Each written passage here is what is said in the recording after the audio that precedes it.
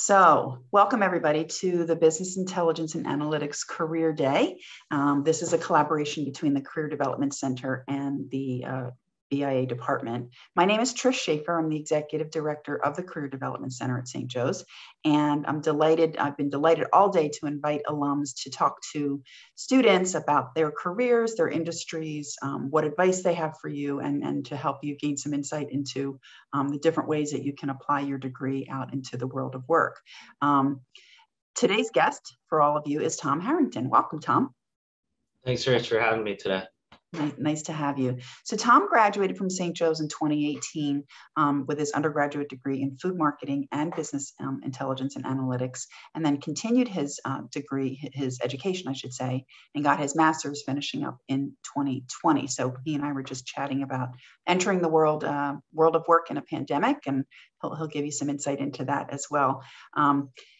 After multiple internships as an undergrad, Tom started with CubeSmart as a business insights analyst, and then is now with United Cold Storage as a business intelligence analyst.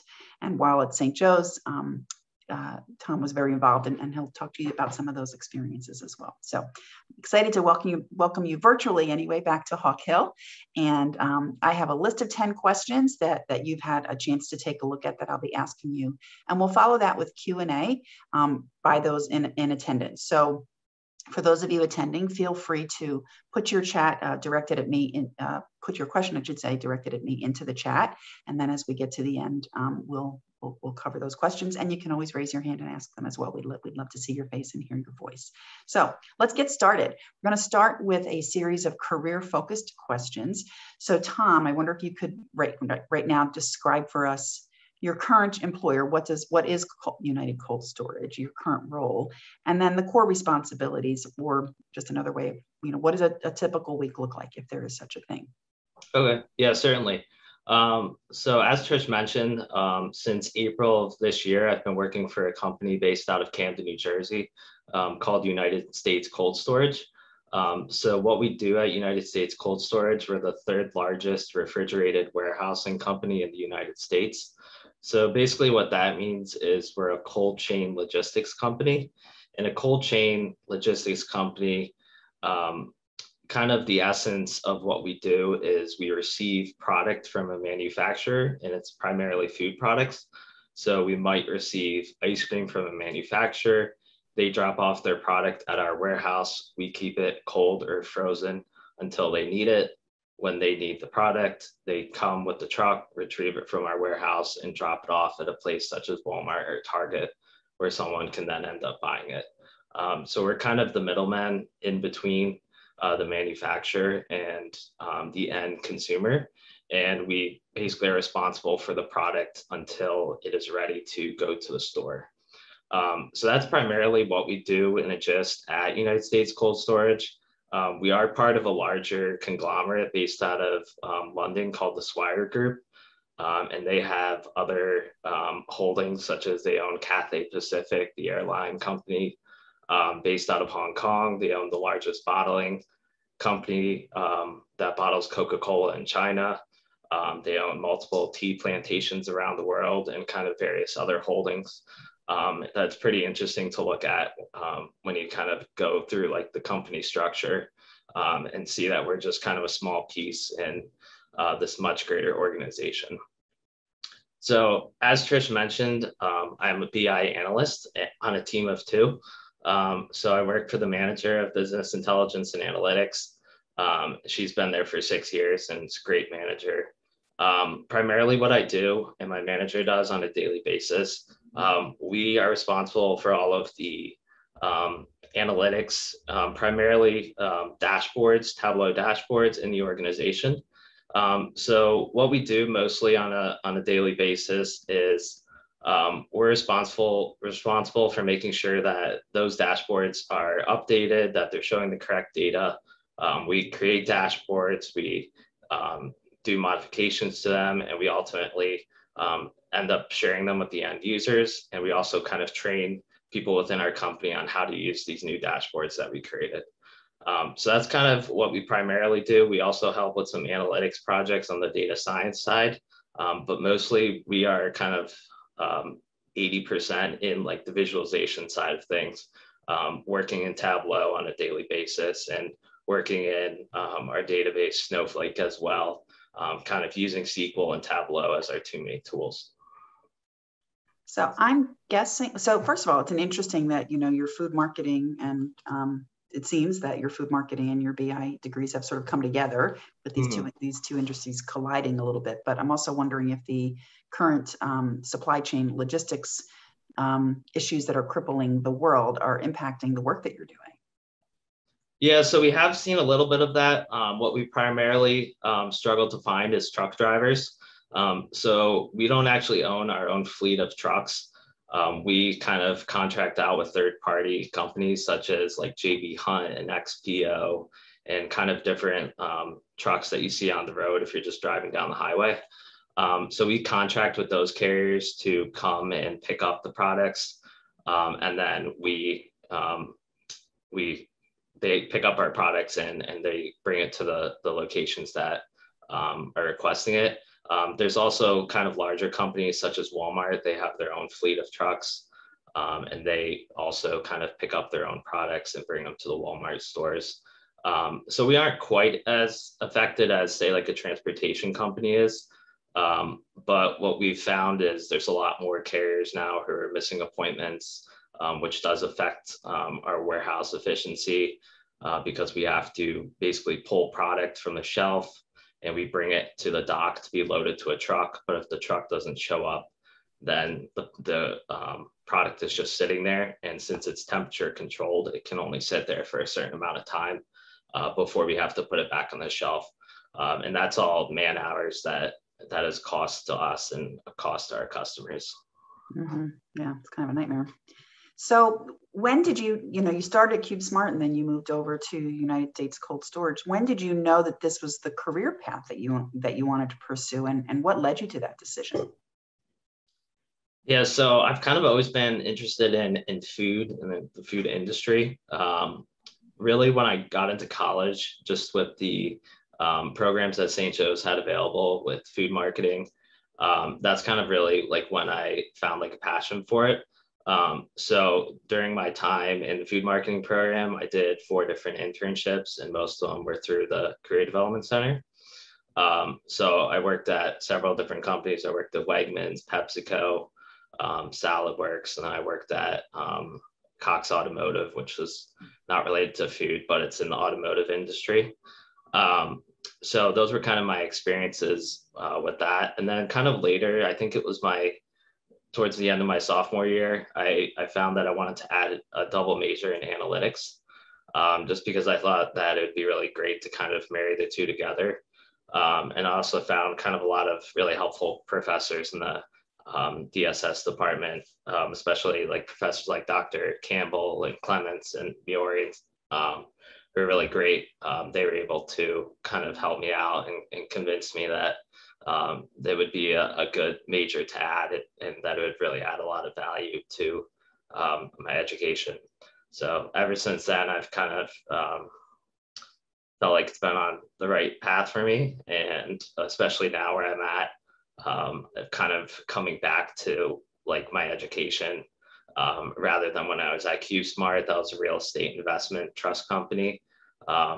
So that was kind of like outside what I was like comfortable with and kind of knew and had a background in, and kind of transitioning to US Cold Storage and kind of making like a full circle back into the food industry, and kind of something that's new as well. Yeah. And so I think you said you went straight from undergraduate to pursuing your master's degree. Is that right? Mm-hmm. Yeah. And so what led you to that decision? So I was already working on a project with one of the management professors, Dr. Steingard. So I was working on a project. It's called the SDG dashboard. So it's a project that we were working with the United Nations to build a dashboard to measure the impact that various universities around the country and the world were having towards achieving the 17 United Nations Sustainable Development Goals. So that was kind of one of the primary reasons that I decided to pursue my master's. In addition to kind of the timing of things, I thought it'd be good to kind of enter the workforce with a little bit kind of extra level of education to be able to kind of get ahead of things that might be coming. Great. And so with a team of 2 at United States Cold Storage, I mean, is there a career path for you there? It seems like it's just at the early stages of growth. Can you talk about that a little bit? Yeah, so actually one of the reasons, I used to work at CubeSmart, and our analytics department there was 6 people. And kind of one of the reasons why I actually transitioned out of that job was because I didn't feel like there was a lot of opportunity. So I kind of took a leap going to US Cold Storage, but it's been great so far. And kind of what I saw as the opportunity was before I got hired, I was kind of taking a look at like my manager's LinkedIn page, and I saw that she's been promoted or had a different position 5 times in the last 6 years. So I kind of thought that meant that it would be good prospects for myself to also have that kind of growth and opportunity to move around the company if she's kind of had these opportunities as well. So I think together we'll probably end up growing the department a little bit more. But we are a relatively small size company. We only have about 150 corporate employees in the Camden office, and then we have about 3,600 employees in the field who work in our 43 warehouses around the country. Mm-hmm. So you've worked for somebody as large as Wegmans and Pepsi, I think you said, and here you are in a much smaller organization. So what are your thoughts for you personally? It's obviously a different experience, but what's your preference and why? Yeah, so excuse me. So I always thought that it would be great to like work for a super large company, and I kind of wanted to do that coming out of school. But kind of the opportunities that were available led me in a different direction. So when I was first looking for a job in analytics I started looking in February 2020. It was kind of the beginning of the pandemic, and it wasn't a great time to look for a job. A lot of the places that I was talking to, such as like Comcast and different other kind of large employers, I was kind of already in like the process of like interviewing and stuff. And then the pandemic hit and they basically froze hiring for the next year. So luckily I was able to find a company that was still hiring through the pandemic and onboard with them as well, completely remote. In my almost a year at CubeSmart, I never met anyone physically who was on my team, which was a little bit of an odd experience. And it kind of made it a little bit difficult to kind of buy into the company culture and various things like that when you don't have like a name to a face per se. But overall, I would say CubeSmart was about the same size company. So moving to US Cold Storage kind of felt familiar as well. And I'd say overall, at least for me, being in a smaller company is I feel more beneficial. You have a lot more opportunities to be seen rather than a large company. Like for example, I was just on a work trip out to one of our warehouses outside of Indianapolis last week. And we were checking out, we have an automated warehouse out there where about half of the plant is automated. So the food comes in on the truck and it's picked up by basically robots that go and put it away in the shelves. So we were checking that out, but on that trip, it was myself and our manager of analytics. And then we had some of our senior leadership and our CFO and different people like that. So it was nice to be able to kind of have access to those people for several days and have that face-to-face interaction. Where in companies like a large company, you're probably not going to have that opportunity very often. Yeah. No, that's great. It's a great perspective. So you may have already answered this, but and you've been with your current role for 7 months, so it might be hard for you to have the truly broad perspective. But what do you like? What do you enjoy most about your profession within your organization, your role within your organization? And if you could, wave a magic wand, and change anything, what would it be? Yeah, so I like I think the thing that I like most about my role is that we get to work with pretty much every department in our company. So kind of as like a central kind of group for Tableau, pretty much everyone in the company will come to us if they want a dashboard created or if they need help with something. So currently, we're working on two large projects. One's with the finance department and the other's with our industrial engineers in the field. So with finance right now, we're building Tableau dashboards to measure our profitability. So kind of one of the most important metrics in our industry is the profit per cubic foot, essentially. So if you think of a 1 by 1 foot cube, we measure how much money that we make per cube.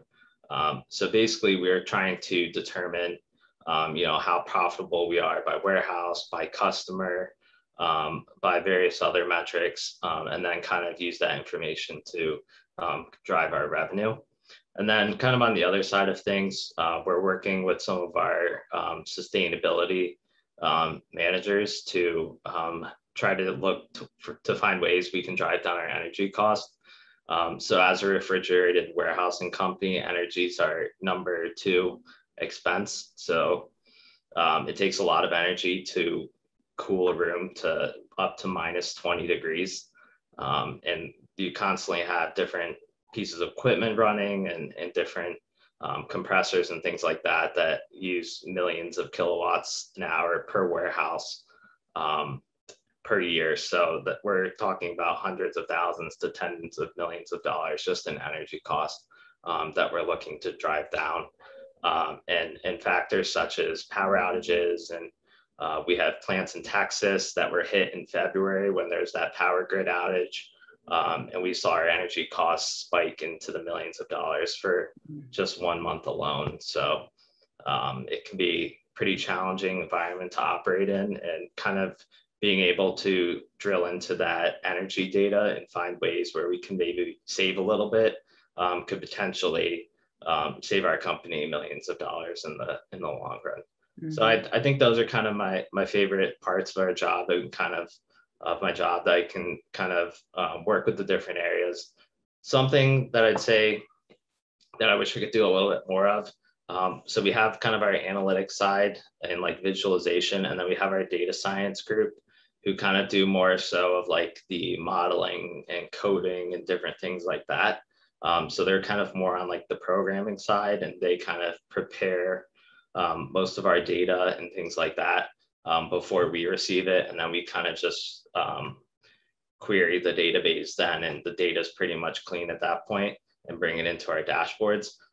So I kind of wish that there's a little bit more overlap between the two. We work with them like on a daily basis, but it would definitely be kind of beneficial for me to learn a little bit more of what they do, and kind of be able to like kind of overlap some of our skill set there. So I don't always have to reach out to them for assistance, or kind of feel like we're siloed in our department just doing kind of visualizations and analytics. Mm-hmm. Interesting perspective. So what has surprised you most about your career so far?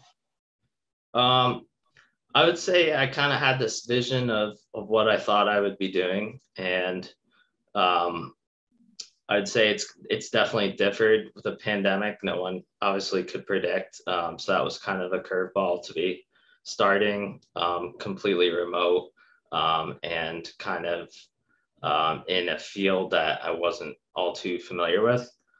So a lot of what I was doing with CubeSmart was kind of digital marketing and web analytics, because as a self-storage company, most people who are renting units are going online to their website, they're selecting a 10 by 10 unit and then booking there. So kind of what we were primarily focused on was driving conversions on the website and getting those people to rent. So that was kind of something that was interesting to me, but I didn't have a lot of background or experience in like web analytics. And it's kind of like a whole subset of like data analytics, and kind of its own beast to deal with. So kind of where I'm at now, I'm a lot more comfortable with the visualization and some of the like analytical methods that I've learned in school. And I think that's definitely um, kind of been a lot better for me. Mm-hmm. Well, it sounds like your education has served you well. Yeah, I'd say it certainly has. That's great. That's great. And I'm sure the listeners are happy to hear that as well, since they're in the thick of it. Yeah, it's worthwhile. That's great. So I want to shift now to actions that students need to take. And I'll just remind our listeners, just if you have questions, you can put them into the chat so we can keep the conversation going here. So I'm going to ask about internships in a moment, and you have a lot of experience with that. But for now, what 2 to 3 experiences would you suggest that students engage in while in college and in graduate school to help prepare them for entering this field upon graduation? So it's a little bit of tricky question. Specifically in the company that I work for, a lot of the people that actually work for our company are industrial engineers. And we actually hire a lot of people from Penn State because we sponsor one of their supply chain programs. Mm-hmm. So kind of having a background in that certainly helps. But obviously they hire other people as well. I found my way there. And they always joke that I'm one of the few people who didn't go to Penn State who work there. But basically, I think if you have the right skill set, you can pretty much work in almost any industry. So I'd say focusing on that more so than maybe focusing on the specific industry. If you kind of have those like transferable skills, you can kind of really go anywhere. Kind of learning like the actual industry, like inside and out, will obviously take time. I don't know a ton about logistics at this point, but kind of learn something new every day. So I would say kind of focus on like skills that employers are looking for that would be valuable, such as like knowing SQL or Excel or Tableau or other programs and kind of skills like that. I'd say another kind of thing that's important in school is to kind of take advantage of the extracurricular activities. I'd say that Tableau users group, I know that we had that at St. Joe's, and that's kind of a great tool that you can use if you're especially interested in Tableau. So basically with that, there's a former alumni who runs it, as well as one of the, I think it's directors of data visualization at Comcast. So they both run the Tableau users group of Philadelphia. And it's kind of a really great event because you can, they do a lot of like presentations and you can learn new things. And then you have the opportunity to network. So if you kind of attend these events and kind of make your face shown, say that, you know, you have these Tableau skills and other things, it makes it a lot easier for them to potentially like offer you an interview or an internship or kind of just put a name to a face if they see you apply to one of the positions at their company. So I'd say kind of take advantage of those kind of extra curricular activities. And then kind of the third thing would just be, if you're interested in a job at all that really uses Tableau, definitely make a Tableau public page. A lot of employers will kind of go to that Tableau public page and kind of see the work that you can actually do. So I'd say that's pretty important as well. And right now there's a Tableau conference going on. And I know one of the new features that is coming out with Tableau public is there'll actually be a button on there that says hire me. So on your Tableau public profile, you can actually click that button and it'll let people know who are looking at your profile that you're in the job market. So that could be a good opportunity as well. Great tip. Great tip. So you mentioned networking. What role would you say networking has played in your career, whether it was, you know, through your internship and your days on campus, now to your professional career? I'd say it's been pretty important. A lot of the internships that I've gotten, I've kind of known someone who previously did the internship or who was working at the company. So it definitely is really beneficial to kind of have those relationships. It makes it a lot easier to actually get the internship or the job, when you kind of have that inside track and you have that person who's kind of pulling for you in the company, and can kind of, talk to the recruiter, say, hey, I know this person, they have these skills and I think they'd be a really great fit. It kind of sends your name to the top of the list if you're a good student and are willing to be open to new things and new opportunities. Great. So back to your St. Joe's education, how would you say that your education impacts how you work or the career decisions that you've made to date? So I would say that my education kind of really, especially like the analytics side of things, I kind of feel like I was really well prepared to enter the workforce. Primarily, I feel like in the DSS department, they do a really good job of kind of teaching you like that analytical mindset. So kind of how to, identify the business problem, kind of come up with ideas on how you can fix it or solve that problem, and then kind of do like a dashboard or something to possibly solve that issue, and then kind of share it with the end users. So I feel like I kind of was able to develop like that really like analytical mindset, being able to like solve problems, and kind of also as well, just like the soft skills and communication skills. I feel like you learn a lot of that at St. Joe's. That's very valuable as well, once you're actually kind of in the workforce, and just kind of how to be, a professional. Mm-hmm. And so do you have a sense, I mean, you said you work beside, or at least within the same organization as a lot of Penn State students, nothing against Penn State, of course, but yeah. Do you feel like your Jesuit education has, shows up ever, or is it really just all baked in there? Yeah, I mean, I'd say pieces of it. I feel like within like our organization, we kind of all share like similar values. But I would say kind of, always striving to like do my best, always trying to be like an ethical and moral person, and like making kind of those decisions. I think kind of does definitely show up in my day-to-day work. So I'd say, yeah, it's definitely a little bit kind of having that Jesuit education kind of definitely differentiates you a little bit from people who might not go to a school that's affiliated with any religion. Mm-hmm. And so what types of internships would you recommend students try to secure to prepare for a job like yours in industry? So I would suggest that you try to do internships. It could really be, so like if you're interested in Tableau, really any internship where you're going to be using Tableau and kind of building those skills would be beneficial.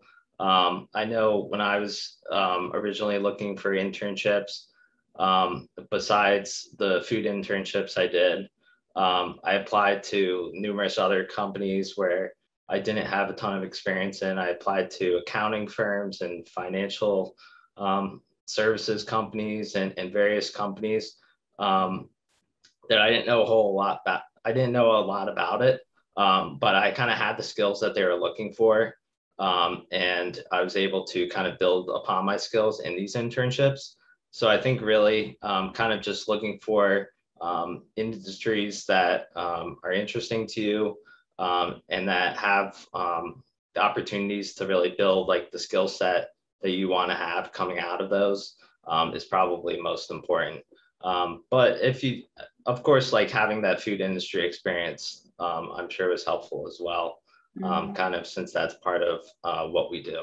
Mm-hmm. Yeah, transferable skills are so important because I was thinking that as you were describing your industry, like you just have such hard core skills that you could pick up and go decide, oh, I'm interested in sustainable energy, or I'm interested in another area, and you could take those skills and apply them somewhere else. So you could really have a very long career doing similar functions, but just in applying them to different problems. So it's pretty, yeah, certainly interesting. So are there certifications? There's a lot of talk out in the world about, getting certifications in different technologies. Do you see that in demand as where you work? So I've taken, like, especially with Tableau, I haven't paid for any certifications. My manager is like Tableau certified in like various roles that our company paid for her to be certified in. Um, I think they certainly help in getting like a job, like your first job, especially if you have kind of some of these certifications. You don't necessarily have to pay for them. I have some like certifications from Tableau that were free. So those can almost look just as good as the ones that are actually paid for. But I think kind of having those on your resume definitely is beneficial in the industry. And it kind of gives you a little bit more of an edge over potential candidates who are applying as well. If you kind of have that certification, and then you can kind of back it up with something like Tableau Public, where you can actually show what kind of work you can do.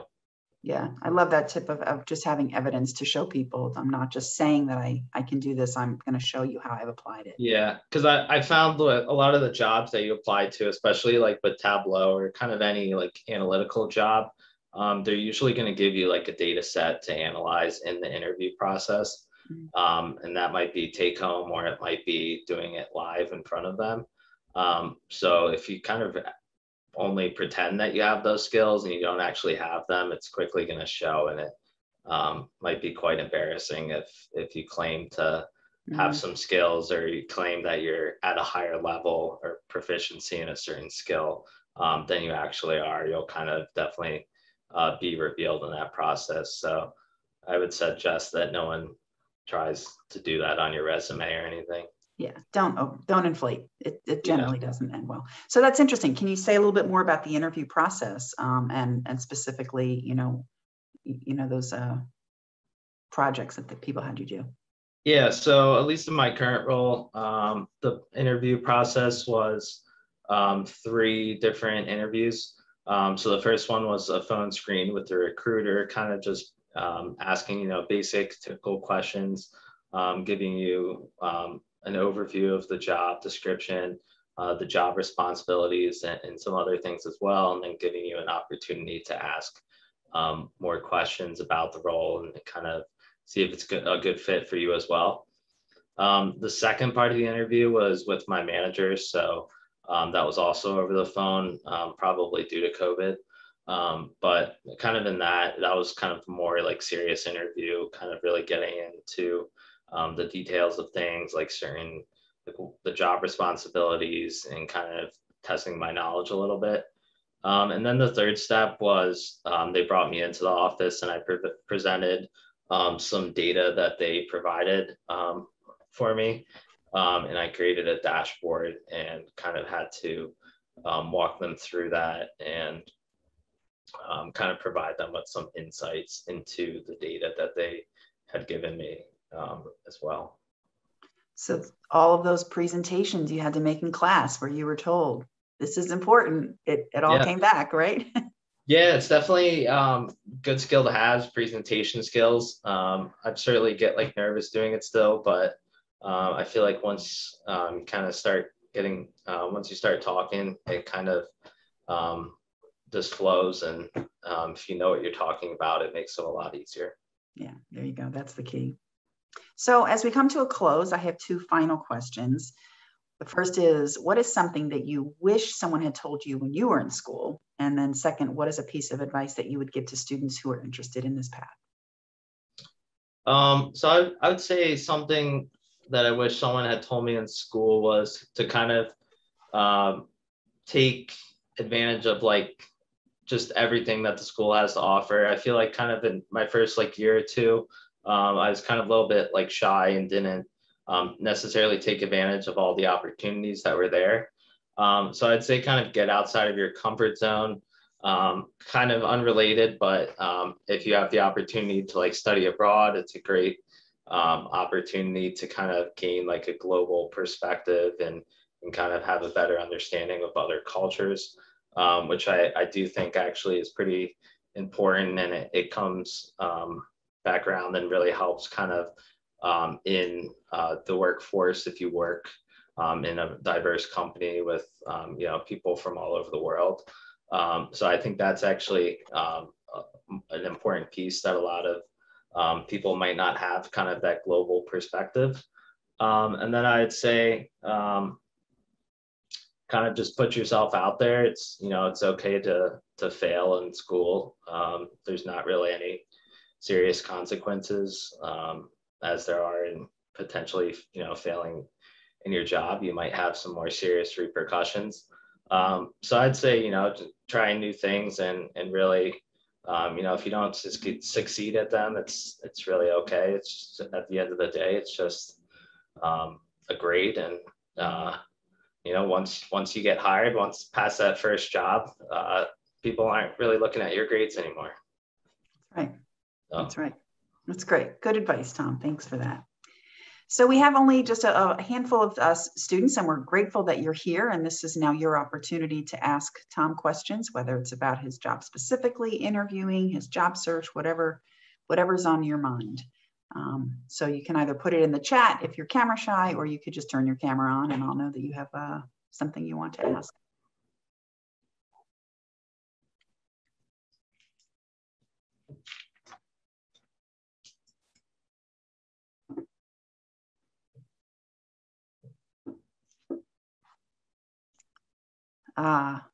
Does this seem familiar, Tom? You're in class and yeah, I would usually ask the questions to people, so.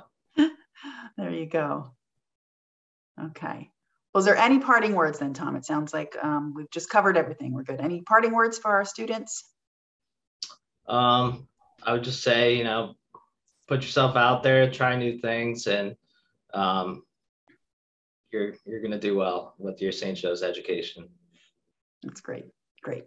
So Tom, thank you so much for joining us and extending your day a little bit longer than I'm sure it started early today, but we're grateful for your time and wish we could have, you know, had you on Hawk Hill in person, but this is a great substitute for that. So all the best in your career and with your company.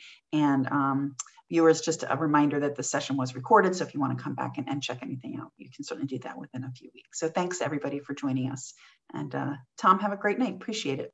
Thanks, Trish. Have a good one.